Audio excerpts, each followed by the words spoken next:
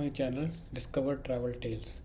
सो आज की वीडियो में मैं आपसे डिस्कस करने वाला हूँ all the required documents, the checklist जो आपको फॉलो करनी है स्विट्ज़रलैंड के वीज़ा के लिए। तो अगर आपने मेरी लास्ट वीडियो देखी है और उसमें आपने उसको पूरा फॉलो किया है तो उस वीडियो में मैंने आपको एक्सप्लेन किया है कि अपॉइंटमेंट बुकिंग कैसे करनी है, कौन सा वीज़ा के लिए आपको अप्लाई करना है, क्या उसका प्रोसेस है और स्लॉट कैसे बुक करना है, कौन कौन सी सर्विसेज आपको उसमें ऐड ऑन्स करनी है।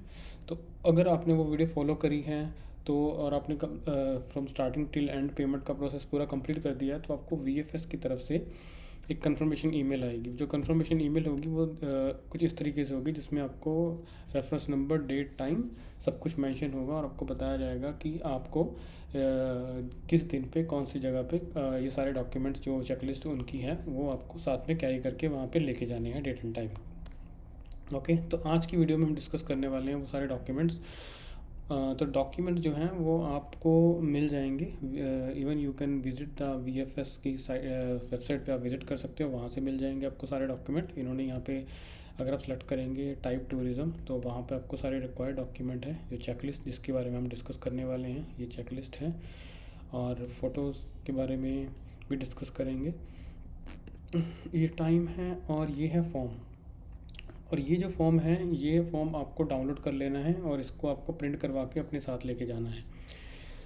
जितने भी ये सारे डॉक्यूमेंट्स हैं, अगर आप और मतलब अगर सिंगल एडल्ट अप्लाई कर रहा है तो ये सिंगल डॉक्यूमेंट्स हैं। अगर आप दो या दो से ज़्यादा लोग अप्लाई कर रहे हैं तो उतने लोगों के ये सारे डॉक्यूमेंट्स आपको उतनी ही कॉपीज़ अपने साथ कैरी करके लेके जानी है। ओके, तो अगर आप ये जो चेकलिस्ट है इसके बारे में हम अब स्टार्ट करते हैं डिस्कस करना। इस लिंक पे क्लिक करेंगे। ये लिंक मैं इवन ये लिंक डिस्क्रिप्शन बॉक्स में डाल भी दूंगा। तो ये हमारी चेकलिस्ट है जो आज हम डिस्कस करने वाले हैं। तो इसमें सबसे पहला है वही एप्लीकेशन फॉर्म। ये जो एप्लीकेशन फॉर्म है आपको उनकी वेबसाइट्स पे से मिल जाएगा। ये एप्लीकेशन फॉर्म को आप डाउनलोड कर सकते हैं। ये एप्लीकेशन फॉर्म यहाँ पे आप जाएंगे, यहाँ से आप अपनी रिक्वायर्ड लैंग्वेज चूज़ करनी है।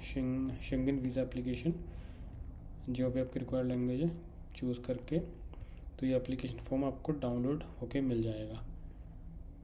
ओके, तो ये जो एप्लीकेशन फॉर्म है कुछ इस तरीके से रहता है। ये एप्लीकेशन फॉर्म काफ़ी लेंथी है। तो मैंने जब मैं वीएफएस की अपॉइंटमेंट बुक कर रहा था तो उसमें एक मैंने सर्विस ऐड ऑन करी थी जो मैंने अपनी लास्ट वीडियो में भी मेंशन करी है। फॉर्म फिलिंग की सर्विस है। वो जो फॉर्म फिलिंग की सर्विस है, जब आप वहाँ पे जाते हैं तो वहाँ पे उनका जो स्टाफ होता है वो आपकी हेल्प करता है इस फॉर्म को फिल करने में। काफ़ी लेंथी फॉर्म होता है और कुछ कुछ चीज़ें होती हैं जो हमें नहीं पता होती, तो इट्स बेटर कि हम उनकी हेल्प लेके फॉर्म को फिल करवा लें। ओके, और यही सबसे पहला चीज़ है इसमें एप्लीकेशन फॉर्म जो फिल होना चाहिए। और उसके बाद आपके जो डॉक्यूमेंट्स हैं वो सारे इंग्लिश लैंग्वेज में होने चाहिए और in the official Swiss language. तो third one is the photograph. तो जो फोटोग्राफ है आपके पास, अगर जो नॉर्मल पासपोर्ट साइज़ फ़ोटोग्राफ है मैं उसको रेकमेंड नहीं करूँगा कि अगर आप वो यूज़ करें, क्योंकि इसके लिए जो फ़ोटोग्राफ होती है वो एक रिक्वायर्ड फॉर्मेट में चाहिए होती हैं, जैसे उन्होंने मेंशन किया हुआ है 3.5 इंटू 4.5 सेंटीमीटर। तो आप अपने जो नियरेस्ट फ़ोटो स्टूडियो वहाँ जाके फ़ोटो क्लिक करवा सकते हैं, उनको मेंशन कर सकते हैं कि मुझे ये फ़ोटो वीज़ा के लिए चाहिए, शेंगन वीज़ा के लिए। तो उसी स्पेसिफिकेशन से वो फ़ोटो कीजिए। अगर उनको नहीं पता तो आप बता सकते हैं कि 3.5 इंटू 4.5 सेंटीमीटर। और जो फ़ोटोग्राफ होनी चाहिए वो इन गाइडलाइंस के हिसाब से वो फ़ोटोग्राफ होनी चाहिए। ये नहीं चलेगी, ये नहीं चाहिए this is how the photograph look like. तो मेक श्योर कि आप जब फोटोग्राफ क्लिक करवाएं तो इस गाइडलाइंस को ज़रूर फॉलो करें। This is an important part. That is the third point. जो फोर्थ पॉइंट है आपका पासपोर्ट। आपका पासपोर्ट, ये सारे पॉइंट्स इंपॉर्टेंट है। जो आपका पासपोर्ट है, the original passport and one copy of our relevant passports, previous Schengen visa, United Arab Emirates, Bahrain resident permits. The passport must contain the signature of the passport holder.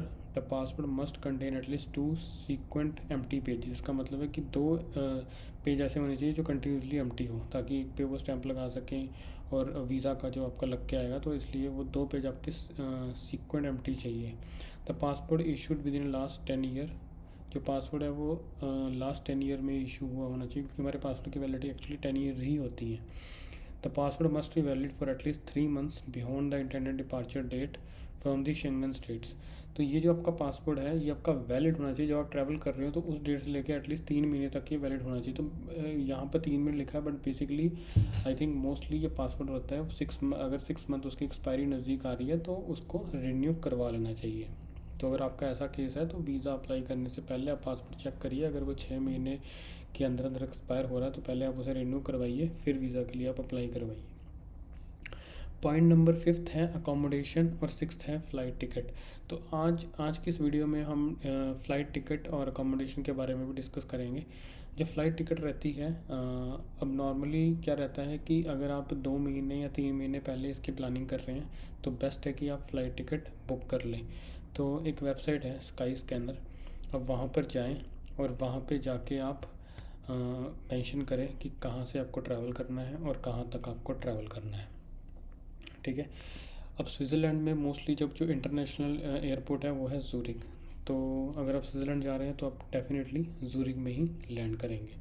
तो Zurich तक की आप, अगर मैं यहाँ पे search करूँ, क्योंकि मैं हूँ अबू धाबी से, तो मैं अबू धाबी से लेकर के अगर मैं यहाँ पर सर्च करता हूँ ज़ूरिक और डेट हम मान लेते हैं 2 महीने बाद की, अगर हम डेट को लेके चलें तो एग्ज़ाम्पल के लिए मैं ले लेता हूँ सितंबर, और 10 दिन के लिए अगर जा रहे हैं तो यहाँ तक का 10, और जितने नंबर ऑफ़ अडल्ट्स हैं वो यहाँ पे हो जाएंगे और यहाँ पे सर्च।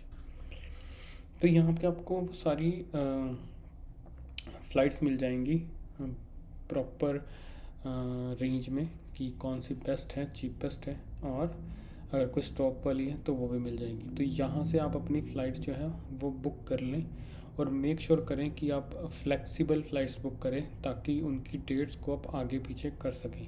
इन केस अगर वीज़ा में डिले होती है या कैंसलेशन आती है या विदाउट या कोई भी रीज़न से डॉक्यूमेंट कंप्लीट नहीं है तो आप अपनी फ़्लाइट्स को कैंसिल कर सकते हैं, रीशेड्यूल कर सकते हैं।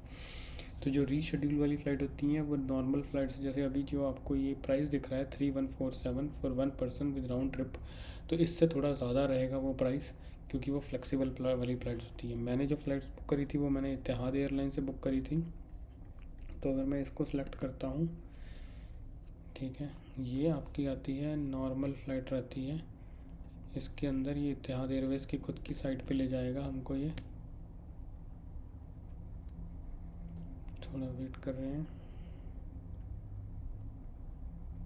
ओके, तो यहाँ पर आपको 3 ऑप्शन मिल जाएंगे। इकॉनमी के अंदर आपको मिल जाएगा कि अगर मैं क्लिक करूँ, ये जो फ़्लाइट है नॉर्मल वाली फ़्लाइट है, ये फ्लेक्सिबल वाली फ़्लाइट नहीं है। अगर मैं इसको चेंज फ़्लाइट पे क्लिक करता हूँ,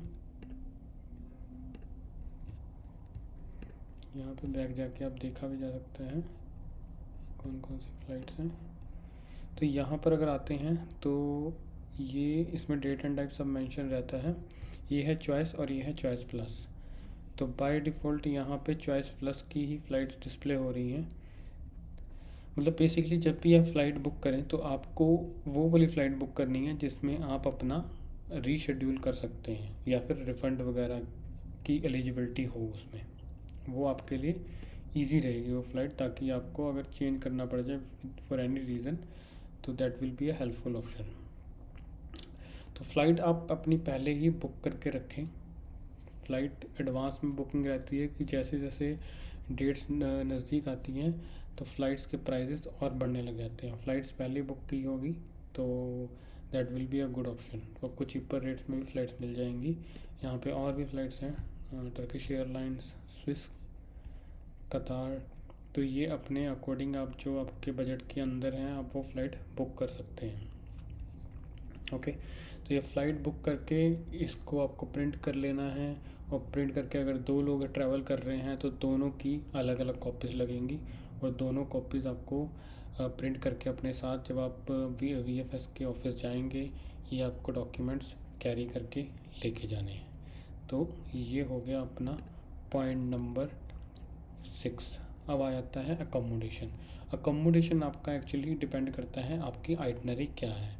तो अगर मैं अपनी आइटनरी की बात करूं तो most of the time Switzerland के जो कुछ फेमस डेस्टिनेशंस हैं उनमें पहली डेस्टिनेशन आ जाती है ज़ूरिक, दूसरी डेस्टिनेशन ज़ूरिक के जो नज़दीक है वो आ जाती है लुज़र्न, लुजन के बाद आती है इंटरलाकन, और इंटरलाकन के बाद आती है ग्रिंडलबर्ग, ग्रिंडलबर्ग के साथ है लॉटरब्रुनन। तो ये सारी सबसे ज़्यादा हाईली विजिटेड सिटीज़ हैं, जिनमें सबसे ज़्यादा टूरिस्ट अट्रैक्शन की जो है सबसे ज़्यादा टूरिस्ट इन्हीं सिटीज़ में जाते हैं। तो ये अब यहाँ पर आपको अपनी आइटनरी डिसाइड करनी है। अब इससे जो अगली वीडियो है उसमें आपके साथ में आपकी एक आइटनरी डिस्कस करूँगा, उसी आइटनरी के बिहाफ पे हम अकोमोडेशन बुक करेंगे। तो आइटनरी जो है वो बहुत इंपॉर्टेंट है, क्योंकि ये आइटनरी का पूरा जो जब आप अपॉइंटमेंट के टाइम पे जाते हैं तो ये एक आइटनरी की कॉपी भी साथ लगती है एज अ कवर लेटर, जो जहाँ पे मेंशन होता है कि मैं यहाँ से यहाँ पे मैं स्विट्ज़रलैंड में कौन कौन सी सिटीज़ में मैं ट्रैवल कर रहा हूँ, आपका डिपार्चर और आपका अराइवल। तो ये सारा एक आइटनरी का पार्ट होता है। तो इन द नेक्स्ट वीडियो हम आइटनरी के बारे में डिस्कस करेंगे, और उन्हीं आइटनरी से हमारा पॉइंट नंबर 5 कवर होगा, दैट इज़ अकोमोडेशन। अकोमोडेशन कैसे बुक करनी है, Booking.com से, Airbnb से कौन कौन से बेस्ट ऑप्शंस हैं, वो हम सारे अपनी नेक्स्ट वीडियो में डिस्कस करेंगे। तो अगर ये वीडियो आपको इन्फॉर्मेटिव लगी हो, हेल्पफुल लगी हो, इसको शेयर करें, लाइक करें और चैनल को सब्सक्राइब करें। Thank you so much.